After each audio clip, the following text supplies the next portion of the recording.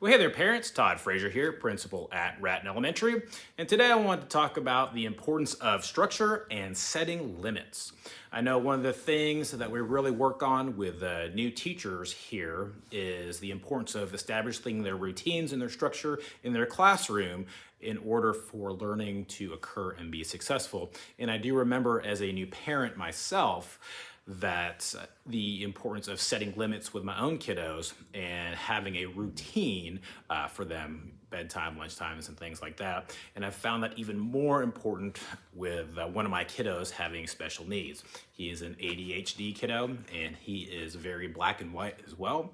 And so for him, routines and procedures are super important, as well as making sure that he kind of knows ahead of time what's going on. So here are a few pointers that I wanted to share with you based off, again, my experience and what we try to train staff in as well, because setting those limits, setting up those structures are super, super important. So as far as setting up structure, I would say making sure you set a bedtime and stick to it. You want to work with one that works best for your family, because I know all families are a little bit different as far as events and things going on, or if you have multiple children. But keep in mind that school does start at 7:30. The doors open at 7:05. So typically you will be waking up early, sometime between 6 and 6:30 most likely. And so you want to make sure that your kiddo gets enough sleep the night before. So if we're looking at 8 hours of sleep, 8 hours before 6 o'clock would be 10 o'clock, which is still kind of late. And 8 hours is really for us as adults. 10 hours, I would say, is a good goal to shoot for. And then for the littles, if you're pre-K or kinder, 12 hours is ideal. Now, I know that 12 hours may not be practical because you're sending your kid to bed at 6 o'clock, but shoot for like a 7 to 8 o'clock bedtime, and you'll find that more often than not, that bedtime is a good one for your kiddo to get enough rest for the next day. Another thing to focus in on is establishing that routine the night before. That's laying out clothes, getting lunch bags out, maybe prepping lunch if that's available. And then just make sure you practice those routines with them. Practice with them what it's like going through that evening wind down routine. Practice going through the morning wake up routine. I think those routines are very helpful, and if they practice them, then they know kind of what to expect. And that way also give yourself some wiggle room, so that way if you're off by a minute, it doesn't create a lot of panic or anxiety, especially if you have a kiddo that has special needs. Limit screen time before bed.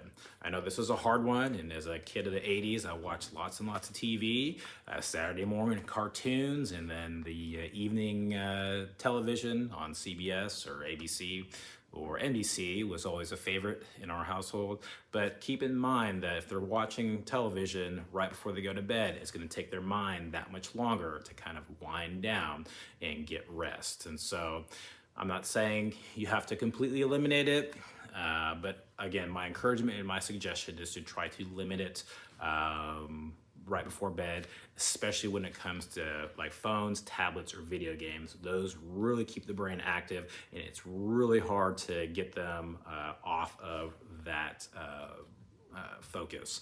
I know for my own kiddos, what we try to do is start the routine. We try to make sure that 30 minutes to an hour prior to the TV, games, whatnot are shut off, and that we try to get them to read for like 10 to 15 minutes right before they go to bed. And even if they don't want to read, you're just kind of resting there, kind of letting things settle down from the day. And then one last thing that I want to encourage you in setting these limits and setting structure is don't try to do your very best not to flex from these things. I know that life will happen, but by establishing that same time every single day, try not to waver from it, because then your kiddo is certain in what they can expect in the morning time and in the evening time as well.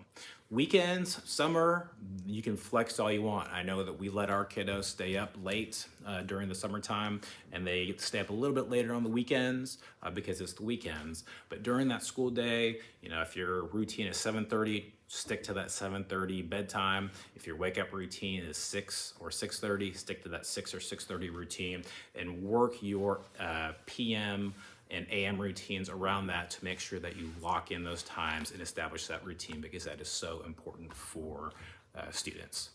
Again, I hope that you find this information helpful, and I hope you are encouraged. Again, we can do this together to help your child be successful.